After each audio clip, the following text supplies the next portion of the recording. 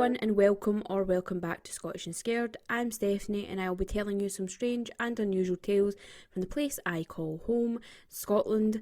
Before we get into it, I would like to ask everyone listening to send in their strange or unusual experiences. They do not have to have taken place in Scotland or even relate to it. If you have any requests for future episodes or you just fancy a wee gab, then please do not hesitate to get in touch. You can send us an email at scottishandscared@gmail.com and you can also follow us on Instagram at scottishandscaredpod. Lastly, if you wouldn't mind, please rate, review and share the show wherever you may be listening. It really does help us out a bunch, and a massive thank you to everyone who already has. Now, let's get into it. Hello, how is everyone doing? I hope you all had a fantastic weekend and are having a good week so far. If you haven't and you aren't, then that kind of sucks, but it will get better, trust me. This week is going to be a wee bit different. I am going to split this week's episode into 2 separate episodes. Today, I'm going to be talking about my visit to Bannockburn House. If you're not interested in that, then there will be a second episode up this week that is probably more your cup of tea, so just keep an eye out for that. I also wanted to give this place and the people I met their own episode because I think they deserve it. They work very hard, they're amazing at what they do, so I hope that I do you and the place justice. If you listened to our last episode, you would have heard me talk about history and horror tours. If you haven't, then I'm quickly just going to go back over it today. So History and Horror Tours are a tour company who focus more on the darker side of Scottish history. They have a few different types of tours. Some are outdoor walking tours and others are indoor tours in various different locations around Scotland. The 2 tour guides are Gary and Lynn, and they are just the sweetest, loveliest people you'll ever meet. Just good vibes from both of them, so you are in very safe hands if you ever decide to take any of their tours. They also have volunteers who help them out, and they are just as lovely. I will be linking all of their details and socials in the episode description, so if you would like to purchase tickets or you just want to have a wee gander, you want to have a wee look, then that'll all be down there for you, so please go and have a wee look. I would say though, if you are into the things that I talk about, which I'm going to assume that you are because you're listening, then I would really, really strongly urge you to go and have a look at their website and purchase some tickets. It's a lot different talking about this kind of stuff on a podcast when you're just looking things up and looking at pictures, but when you're actually standing in a place that you've spoke about or you know about the history or the ghost stories, it's just a really weird, cool feeling. So at the start of the month, I got a message from Lynn asking me if I would like to be a guest on one of their tours, which, as you can imagine, I was obviously very excited about. It's been something that I've been wanting to do for a very long time, but with COVID and all that kind of stuff, it's been really hard to travel and therefore hard to go and do these kinds of things. I had a quick look on their website and the tour that I picked was the tour of Bannockburn House. There was no specific reason why, it was just that it was the closest to me, so it was the easiest to get to. And I actually had never heard of this place before, so I thought that it would be really interesting to learn about a new place from somebody else. Now, I'm not going to tell you too much about the stories and the different types of things that have happened in this place because that would just completely defeat the purpose of you taking the tour. But I will give you just like a little bit of brief information on the house, a wee bit about the history, and then I would like to just kind of talk about my experience and my thoughts of the tour. So this episode is going to be more of a conversation. I'm just kind of tell you, go through the night and tell you what happened. I don't really have a script in front of me. So again, if that's not something that you're interested in, then click off, go to another episode, or just keep a wee eye out for the next one. So Bannockburn House itself is located in Stirling. And like I said before, I actually had no idea that this place even existed, even though I've passed by it like 100 times in the car. I've never heard its name. I've never really seen stories about it, which is a bit odd considering I've got a list as long as my arm of places to cover. It's also hard to spot if you don't know it's there, so it's kind of like a quick cut off of the main road and then you have to kind of drive up this kind of dirt road and then into the property. So it is easy to miss if you don't know it's there. Now, the house itself dates back to the 17th century and has for the most part remained the same, with the exception of a Victorian extension. Would also like to say, I keep saying house and it's called Bannockburn House, but it is not probably what you're picturing in your head. It is huge. It's more like a manor or a mansion. It's really, really big. The grounds are around 25 acres where there are gardens, woodlands, fields, fountains, and just like so many other wonderful things. Unlike most of the places that I tend to talk about on here in terms of castles and manors and all that kind of stuff, most of those places are owned by the National Trust of Scotland, but Bannockburn House is not one of them. In 2016, the house went up for sale by the owner at the time, Peter Drake, and a fund was set up by the local community to purchase it, which I personally think is wonderful, and I feel like a lot more places should try and do things like this. Because many places, just like Bannockburn House, they're either demolished or they're just left to rot instead of people trying to like restore them, keep the history alive. It's pretty sad when you see an old building be knocked down to just kind of build an apartment building on top of it. With the help of volunteers, community members and donations, the Trust was eventually able to buy the house and is now currently owned by the community of Bannockburn. In terms of aesthetic, way it looks, all that kind of stuff, it is absolutely beautiful inside and out. It is very much my dream home, very Addams Family vibes in the best possible way. The ceilings in this place, they are so intricate and stunning. I was so jealous that my little house in the East End doesn't have them, but I think it would look a bit odd if I was just to install this grand ceiling in my living room. But they are absolutely gorgeous. Now, everything done here is done by volunteers. All the events that take place are run and organised by volunteers who obviously have a lot of love for this place, because why else would you give up so much of your time? So I would like to just urge you to bring awareness to this place as much as you possibly can. Go away from here, look it up, kind of check it out, and just try and bring awareness to it in any possible way that you can. Word of mouth, sharing it on social media, all that kind of stuff. If you check out their website, which will also be linked in the description, you can find when events are taking place there. They also do the houses. The people that own the house, they do like their own separate thing from the tour company. They have they also do tours which are a bit more history based than ghost stories, a bit more history based than paranormal or ghost stories or anything like that. They do afternoon teas, they do shows, they do a whole load of things there. So if you could go show them some support in any way possible, it would be massively appreciated. They also host like weddings and stuff there as well. So if you're in that area or you're here in Scotland and you're looking for somewhere that is quite grand looking or anything like that, then please give this place a wee check. Please give this place a wee look. Now, back to the tour and my experiences. So I'm kind of just going to start from the start, walk you through what happened. Yeah, and we'll just do that. So I drove up to the house with my cousin. It was about a 20-minute drive from where we are in the city. We drove through the gates and drove up the driveway towards it. And when we were driving up towards it, we were just in absolute awe of the building and how big it was. I've never been somewhere like this before. Like, I've never been to stately homes or anything like that for weddings or anything. So we were kind of just staring at it for about 5 minutes before we actually decided to get out of the car. Now, I must admit, I was a wee bit nervous. I've never done anything like this before, which is actually quite shocking considering, like, I love all things horror, paranormal, all the good stuff. But yeah, I've never done anything like this. I've been to like Edinburgh Dungeons and all that kind of stuff, but I've never been on like a tour where it's, I'm not going to use the word serious because it's not serious. We had a lot of laughs and stuff, but it's very real is what I would say. So yeah, this was my first time doing something like this. But like I said before, as soon as I walked through the door, Lynn and Gary made me feel so welcome. And they just said hello, welcomed me to the group that was already there. And they just made me feel at ease. They made me feel really comfortable. So that was good. There was a small group of people there, like I just said, but Gary took myself and Mark from Forth Valley Radio around the building separately before the tour, just to kind of give us a wee bit more information on the different rooms and some of the history. And we got the chance to ask Gary some questions and take some pictures, which are up on my Instagram right now. They're not like mind-blowing photos or anything like that. They're just like wee snippets of things that I just thought looked cool, so I took some photos. We then headed back to the main hall, where Lynn did a small protection ritual with us all, just in case there were any little nasties lurking around the place. And then we just headed off on the tour. So we were just taking around the building, showing all the different rooms.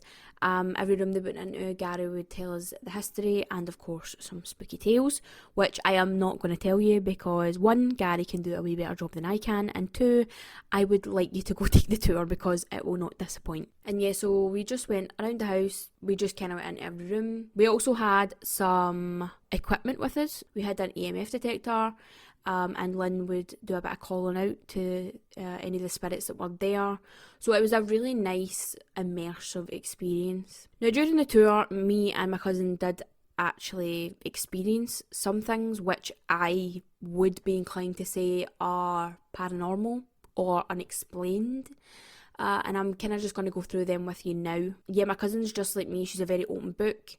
She's very open-minded. She went there like fully invested. Like I was kind of blown away at how she kind of just took it all on her stride. She was taking loads of pictures, loads of videos, she was asking loads of questions. So yeah, she's probably a lot more talkative than I was. But yeah, she loved it too. Like I said before, myself and Mark were taken around the building just before the tour, just to kind of give us a wee bit of a vibe for the house. For the most part, it was a pretty pleasant atmosphere in all of the rooms. There was nothing really off-putting or bad that I felt, but there was this one room in particular, which I think is actually just called the wee room. I'm really sorry if it's not.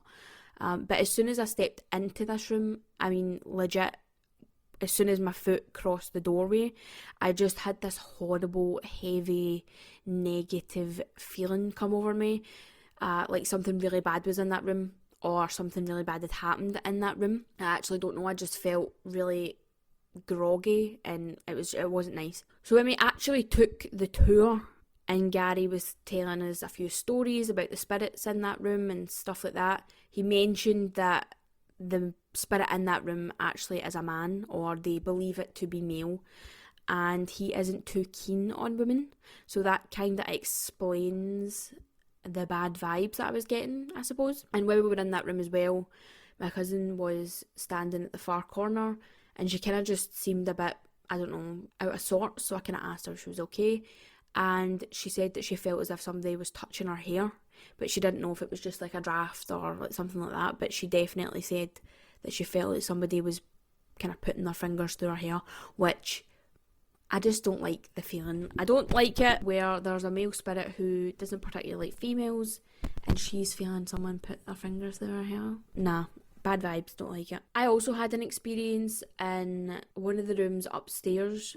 I don't know if it was paranormal. I don't know if you could say that, but it's never happened to me before, and I don't know, I just had it was just really weird. So we were in this room where children are said to be, like the spirits of children, and Gary was playing nursery rhymes and stuff. We had toys and we were kind of just trying to engage the spirits of these children in this place. And I was just standing, and I don't know why, but I just felt very, like I had bad anxiety. Like when you have an anxiety attack and you start to shake and you get sweaty. I started to just feel like that, like really shaky, really, I don't know, like really warm. And then I just started to get this pain, like in the right side of my rib cage, just like under my boob.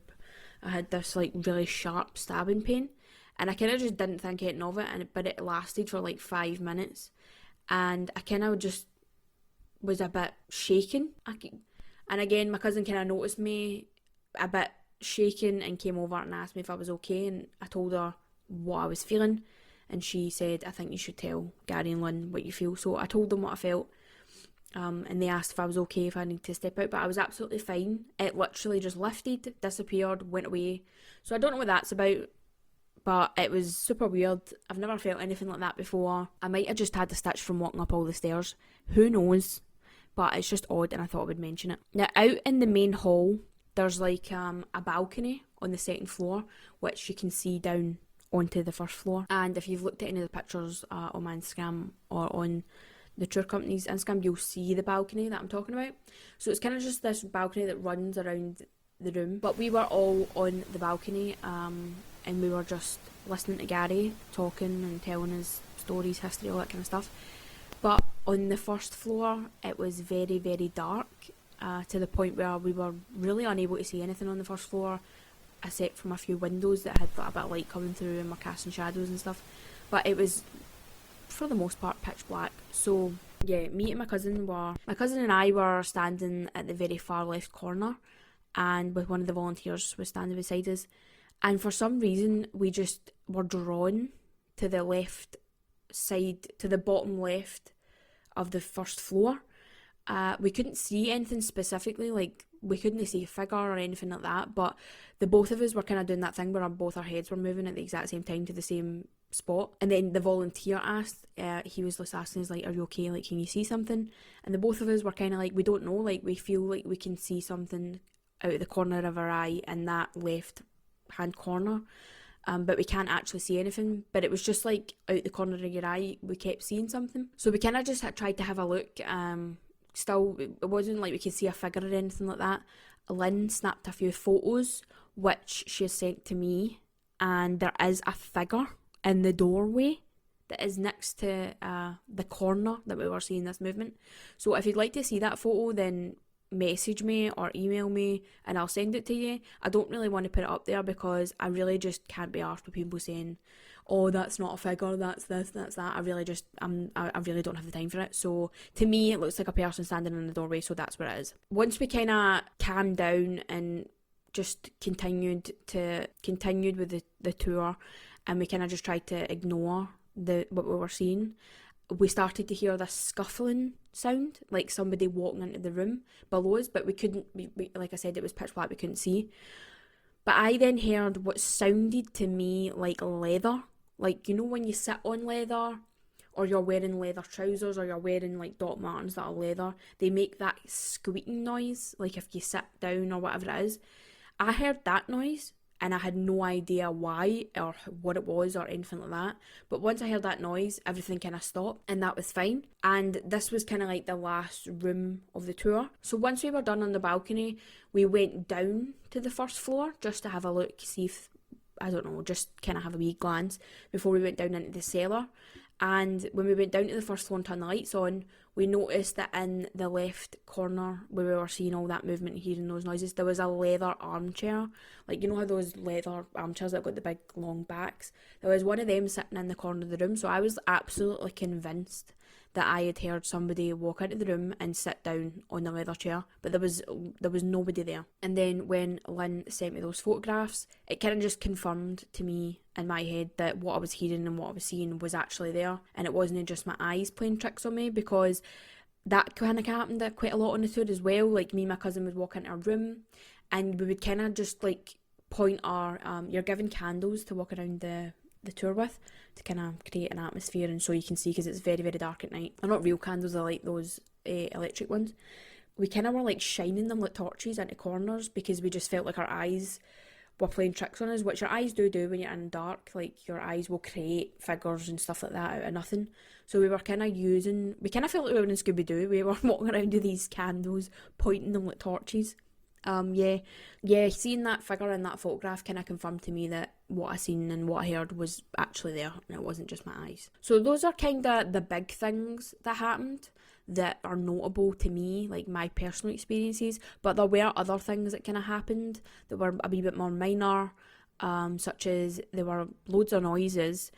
I heard two men, when we were on the second floor, we were just kind of listening to Gary speaking, and I could hear a conversation taking place. I don't know if it was in the corridor outside or a couple of rooms away, but I heard two men having a conversation, which Lynn also heard. There were a few knocks in various rooms and the sounds of doors closing on their own, and it's a very old building, so the doors are very heavy, so it's very noticeable when it does happen. You hear it. And all of this stuff that happened, noises, all that kind of stuff, all of it is unexplainable. We can't explain it. And I'd just like to say that there is absolutely nobody in this building except you, the people that you're on your tour with, and the guide.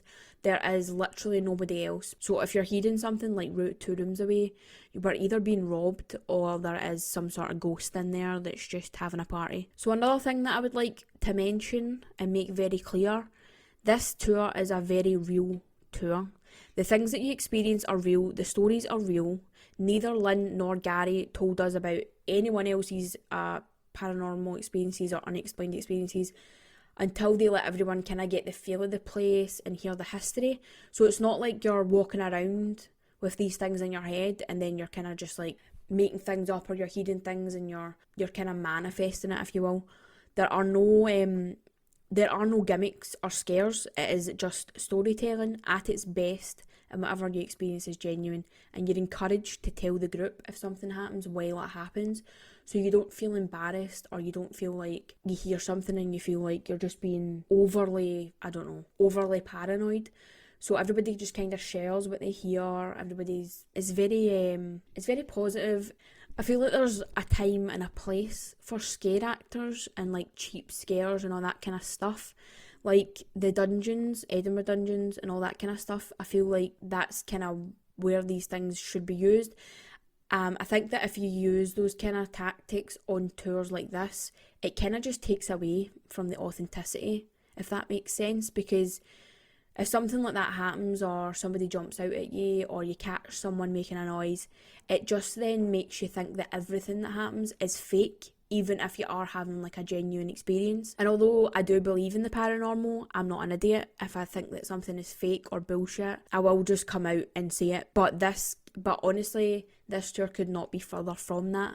I had a great time, I had a great experience, I walked away with a few stories, and you know me, I love a good story. Gary is fantastic at what he does, so I was just felt amazing just standing listening to somebody else for a change talking about all this kind of stuff. I don't mean to expose anyone or anything like that, but I took a trip to Edinburgh Vaults, which is a extremely haunted underground tunnel system in Edinburgh. They do tours there as well. Yeah, to be fair though, this was quite a while ago, so I don't know if they still kind of do things like this. When you go down there and you start to hear about the history and the ghost stories, you do start to get a wee bit uneasy, you get a wee bit creeped out, you're a wee bit on edge. It is a very scary environment as well to be underground. So yeah, when I took this tour, there was a certain part of the tour where they kind of told you this story to get everybody on edge, high anxiety, that kind of thing, and then they had a scare actor come in and jump out and scare everybody. And at the time it's funny and it's like, oh, that was really funny, and it kind of just eases the mood a wee bit, but then it kind of makes you think that everything you've just seen or heard or whatever it is fake, like it's all fake, and I don't personally like that. I like to have genuine experiences, I like to tell stories, so I like to gather stories. So no shade to Edinburgh Vaults, I will be coming back because I absolutely loved it, but that kind of put me off because I just then thought that everything was fake. But what more can I say? I had a fantastic time, so did my cousin, she absolutely loved it. The people we met are also lovely and made it even better with the banter and the jokes. The tour guides, Gary and Lynn, were so welcoming and warm. They put you at ease from the minute you walk through the door, and they really strive to make sure that everybody has a good time and is safe while doing so, which I think is also mega important when you're doing things that involve the paranormal. Like, I get that some people don't believe in ghosts, but sometimes there is like bad vibes, there's bad spirits, there's bad things there. So the fact that Lynn took the time to make sure that we all felt safe and do our little protection thing, that meant a lot to me. I learned so much about this place from Gary's stories and knowledge of history. So overall, it was an amazing experience, and I'm so beyond grateful to both Gary and Lynn for allowing me to come along as a guest. And I hope that I do get to do more in the future with them, maybe even see a ghost. I've said it once and I'll say it again, I feel like storytelling is long gone. Nobody tells stories anymore, nobody tells stories to their kids. So this is something that I'm super passionate about, and I have a lot of time and a lot of love for storytelling. So yeah, even if it's not this tour, but like, go out and find tours in your area, learn about your area, learn about the history, learn about the ghost stories if that's what you're into. But yes, people, everything is linked in the description. Book a tour and let me know what ones, and if you've already taken one, get in touch, let me know your experiences. That is all I have for you today, but keep an eye out for the second episode later in the week, which will be a bit more in line with normal programming. That's all from me. Stay weird, stay scared. Bye folks.